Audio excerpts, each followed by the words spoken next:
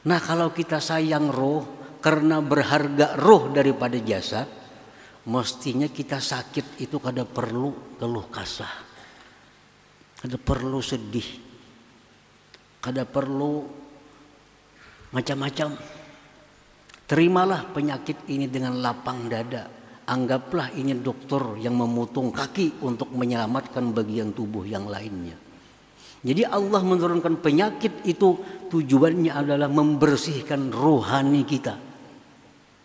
Dengan penyakit itu roh kita jadi bersih dan kita selamat dari neraka masuk surganya Allah Subhanahu wa taala. Mana ada manusia yang kada berdosa selain daripada para anbiya. Semua berdosa.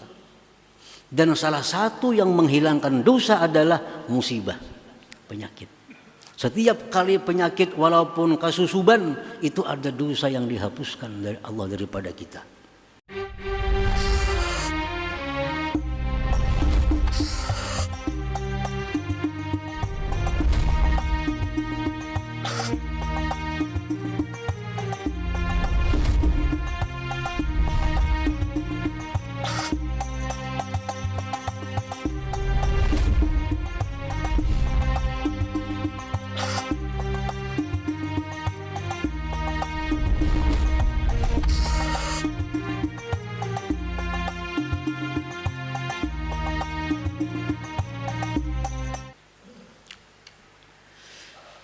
Al-Quddus huwallazi tahhara nufusal abidin min danasil mukhalafat wa tahhara qulubaz zahidin min hubbid dunya wa tahhara qulubal arifin mimma siwahu ta'ala.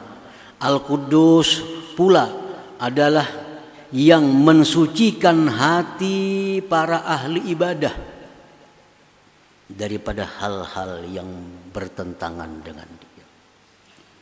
Al-Quddus inilah yang membuat orang itu menjadi bersih daripada dosa. Al-Quddus inilah yang membuat manusia itu bersih hatinya dari sifat-sifat yang tercela. Nah itu Al-Quddus. Jadi ada makna Al-Quddus yang berhubungan dengan Allah. Ya tadi maha suci zatnya ini, maha suci sifatnya, maha suci perbuatannya.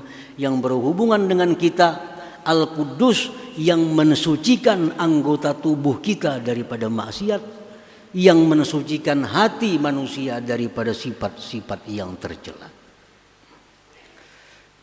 Nah, para muhibbin rahimakumullah. Nah, apabila sudah kita tahu makna Al-Quddus seperti tadi, kita wajib beriman, wajib percaya itu.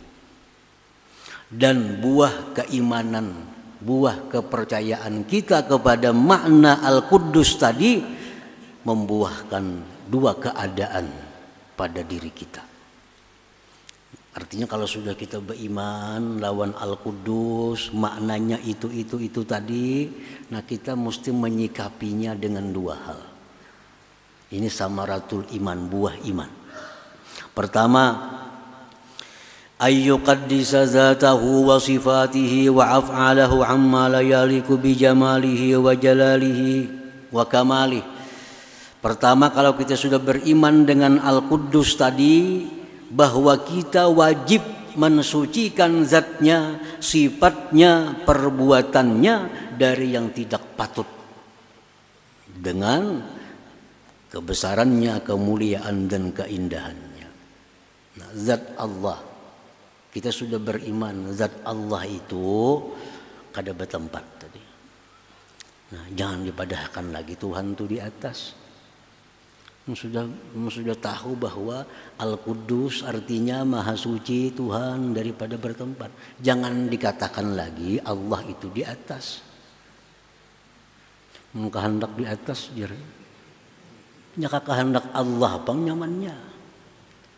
Bapahala kita menyebut kehendak Allah jadi insya Allah jadi aja. Nah bagusnya. Kadang mun kehendak di atas jar. Siapa di atas itu banyak di atas. Ini kalimat yang salah. Kadang jadi pahala. Bahkan membahayakan akidah.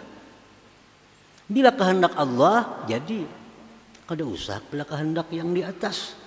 Kada usah. Itu kalau sudah kita beriman kepada Al-Quddus. Ada kalimat di atas itu. Karena Allah Maha Suci daripada tempat. Dan kita mensucikan sifat Allah daripada yang tidak patut dengannya.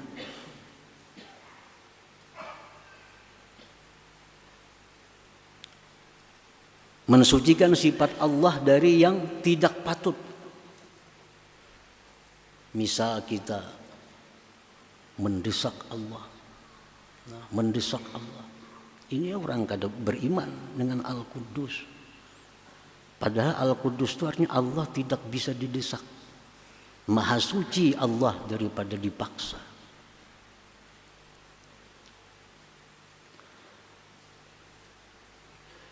Dan lagi mensucikan perbuatan-perbuatan Allah daripada yang tidak patut. Seperti misalnya ma'iktirat kepada Allah. Kenapa Allah berbuat demikian kepadaku?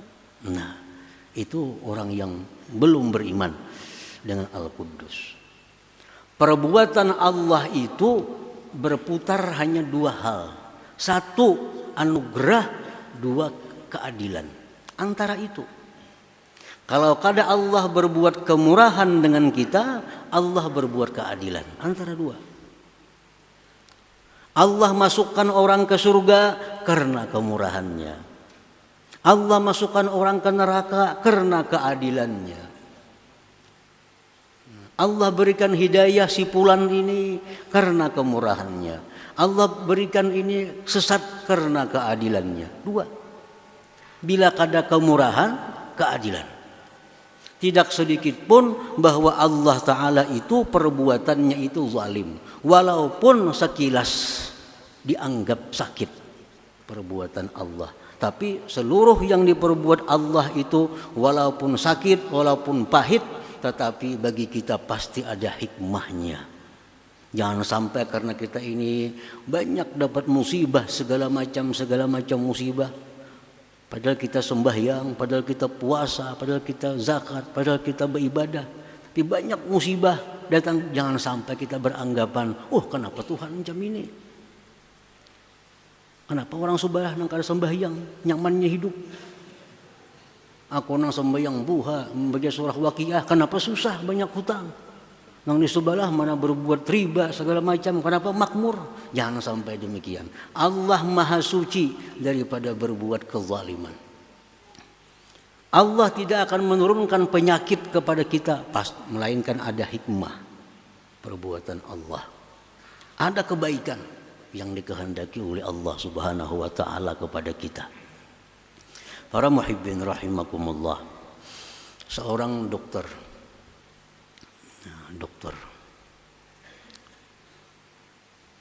ini memutung kaki seseorang karena kaki orang ini kena penyakit diabetes, gula, lalu kakinya buruk.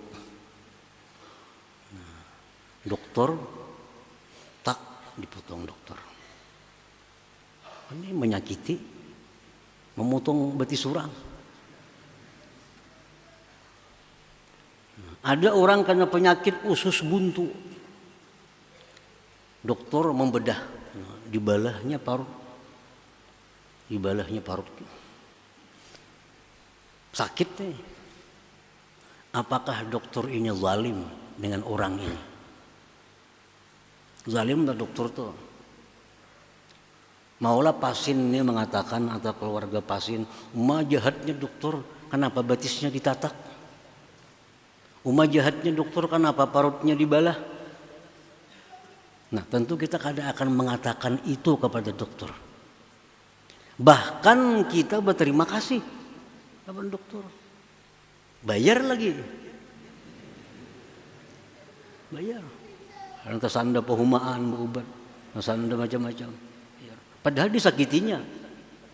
Nah, kenapa kita rela terima kasih sama dokter, bayar, kaki diputung? Karena ingin menyelamatkan yang lebih banyak di tubuh kita. Itu. Karena ingin menyelamatkan yang lebih banyak di tubuh kita. Kalau dibiarkan ini menjalar, nah bisa kemana-mana penyakit nih. Nah untuk membuang penyakit itu dokter mengambil kesimpulan amputasi, potong kakinya. Dengan senang hati kita sebelah batis saja lagi. Ikhlas, ridha. Karena menyelamatkan sisa tubuh yang lebih banyak. Nah, itulah rahasia Allah kenapa memberikan kita penyakit. Penyakit. Tubuh kita ini dibandingkan dengan roh tidak ada apa-apanya. Tubuh kita, jasad kita dibandingkan dengan roh kita tidak ada apa-apanya jasad. Nah karena roh kita ini banyak dosa. Nah roh kita ini banyak dosa. Banyak maksiat, banyak segala macam.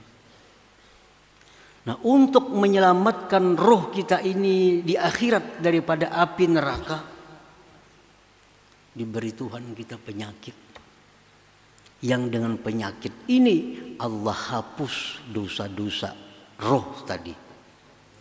Nah, sehingga kita bersih dan berhak untuk masuk surga Allah Subhanahu wa taala. Nah, itu penyakit. Ini hadis yang sahih menyatakan demikian. Tidak ada satu penyakit pun yang diberikan Allah kepada manusia melainkan ada dosa yang diangkat dari tubuh manusia itu. Mana kita sayangnya roh dengan jasad kita? Mana sayangnya? Sayang roh. Roh kekal. Jasad hancur. Sayang roh. Nah kalau kita sayang roh karena berharga roh daripada jasad, mestinya kita sakit itu kada perlu keluh kasah. Kada perlu sedih. Kada perlu macam-macam. Terimalah penyakit ini dengan lapang dada. Anggaplah ini dokter yang memotong kaki untuk menyelamatkan bagian tubuh yang lainnya. Jadi Allah menurunkan penyakit itu tujuannya adalah membersihkan rohani kita. Dengan penyakit itu roh kita jadi bersih dan kita selamat dari neraka masuk surganya Allah Subhanahu wa taala. Mana ada manusia yang kada berdosa selain daripada para anbiya. Semua berdosa. Dan salah satu yang menghilangkan dosa adalah musibah, penyakit. Setiap kali penyakit walaupun kasusuban itu ada dosa yang dihapuskan dari Allah daripada kita. Nah disinilah para orang-orang arif billah, orang-orang yang makrifat dengan Allah. Mereka bila dapat musibah, mereka bergembira. Mereka bergembira. Mereka dapat musibah, bergembira. Dapat penyakit, mereka bergembira. Kenapa? Karena ini adalah pembersihan. Agar rohku bisa bersih menghadap Allah Subhanahu wa ta'ala.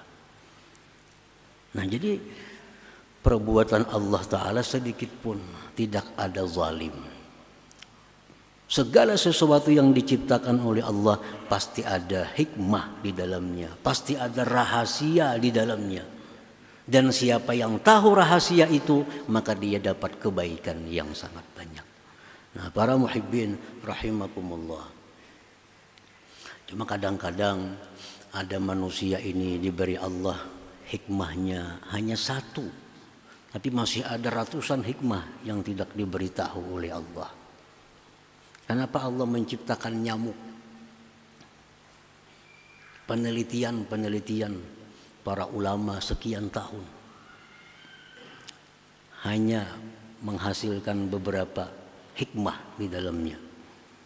Satu, Allah menciptakan nyamuk. Dengan sebab nyamuk ini ribuan manusia yang bisa hidup dengan nyamuk. Siapa? Pegawai perusahaan pabrik nyamuk. Berapa ribu sedunia nih? Pegawai-pegawai, buruh-buruh karyawan pabrik obat nyamuk nih tuh. Hanya bisa memberi makan anak bininya dengan gaji itu. Padahal diurusi cuma obat nyamuk. Dakanya kada ada nyamuk, adalah pabrik obat nyamuk kada ada. Nah, itu hanya satu hikmah. Kenapa Allah menciptakan nyamuk? Kenapa Allah menciptakan hama wiring? Sehingga orang berhuma, orang bertani habis. Nah, itu banyak hikmah yang didapat.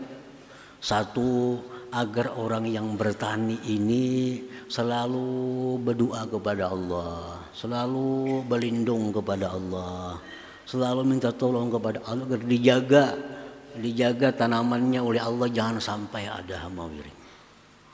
Nah, lalu dengan berkat itu lalu kita bisa berdoa lawan Tuhan, bisa minta perlindungan agar perumahan ini jangan sampai diganggu oleh hama wiring. Nah, hanya karena ada hama wiring kita kada berdoa itu.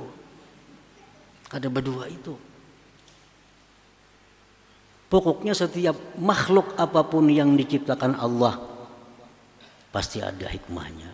Habib Ali bin Muhammad Al-Habsyi sahibul Maulid mengatakan khalaqal khalqa li hikmah. Allah menciptakan makhluk itu pasti ada hikmah, pasti ada rahasia di dalamnya. Yang rahasia itu merupakan kebaikan yang kembali kebaikannya kepada manusia itu pula, bukan kepada Allah Subhanahu wa taala. Nah, itu artinya kita mensucikan zat Allah daripada yang tidak layak, mensucikan sifat Allah dari yang tidak layak, mensucikan perbuatan Allah dari yang tidak layak. Itu buah keimanan kita kepada Al-Quddus tadi. Nah, para muhibbin rahimakumullah. Selanjutnya yang kedua adalah wa ayyuqaddisa jawarihahu 'anil ma'siyah wa dzalika bitaubah wa batinahu 'an sifatil mazmumah wa dzalika birriyadah wal mujahadah.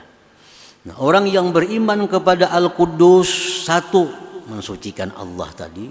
Yang kedua, dia mensucikan anggotanya daripada maksiat. Caranya bitaubah, dengan tobat. Dan mensucikan batinnya dari sifat-sifat tercela, sombong, angkuh, ria dan sebagainya, dengki, dendam. Caranya dengan melatih diri dan berjuang melawan hawa nafsu. Nah, itulah buah keimanan kita kepada nama Allah yang kelima ini, Al-Quddus. Nah, mudah-mudahan Allah Subhanahu wa taala memudahkan kita untuk mendapatkan buah keimanan kepada Al-Quddus ini. Amin ya rabbal alamin. Ya hadratin Nabi sallallahu alaihi wasallam. Al-Fatihah.